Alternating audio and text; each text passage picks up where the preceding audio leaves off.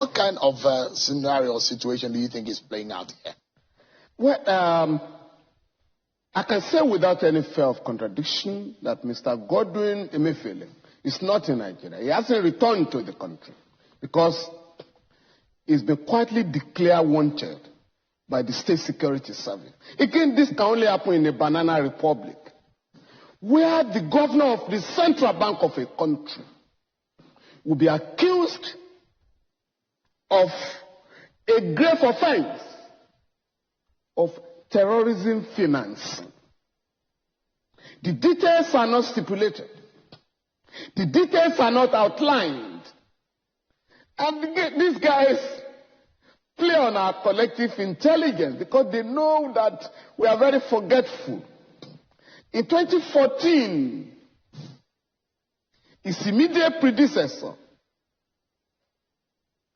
the former Emir of Kano, and Haji Sanusi Lamido Sanusi, was equally accused of terrorism financing. In fact, in the same way, he also traveled out of the country to attend the meeting of the governors of the central bank in West Africa, in Niamey, Niger Republic. As soon as he landed in Lagos, he was arrested. His passport was seized. He challenged the government at the Federal High Court.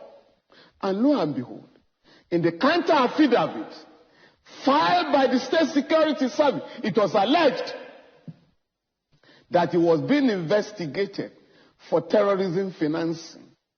He won the case according to the presiding judge, Justice Buba, Mohammed Buba.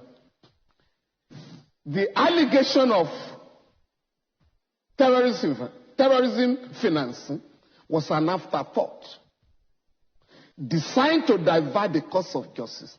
The court dismissed the allegation, upheld the submissions of the lawyers of Sanusi Lamido Sanusi. Incidentally, the team was led by the current vice president, Professor Yemi Oshibaji, SAN. The court awarded the sum of 50 million naira reparation in favor of Sanusi Lamido Sanusi. That was the end of the allegation.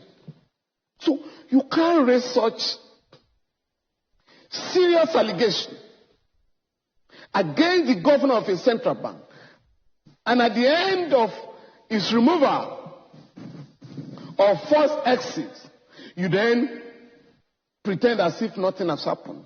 There's no country in the world, there's no modern state where this governor of a central bank will be sent packing so ingloriously, chased out of the country. As the government considered the enormous implications of the effect of a wanted governor of the central bank on the economy. That is not to say. And I think the Federal Court made the point in the case filed by the SSS against Mr. Godwin Emefiele. Why the court struck out the case?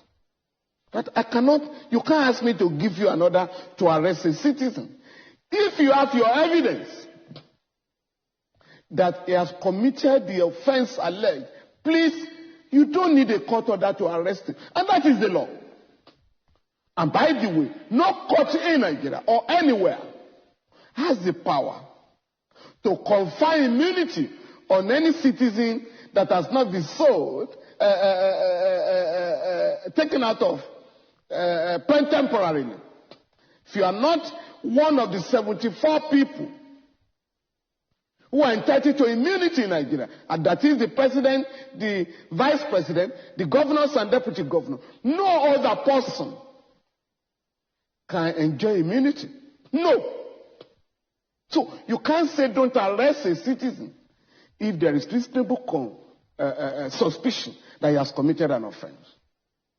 So I expect the State Security Service to come out with the allegations.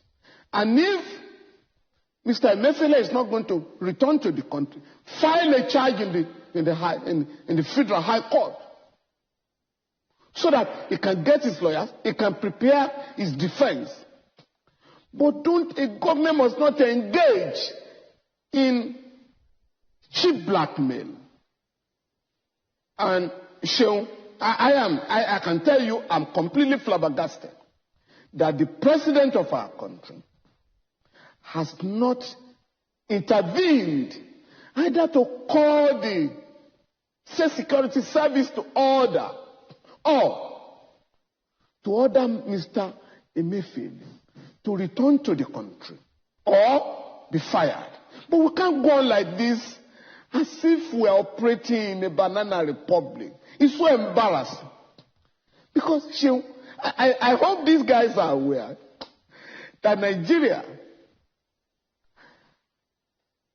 houses the largest concentration of black people on earth. We must be much more serious. So much is expected of us in terms of the leadership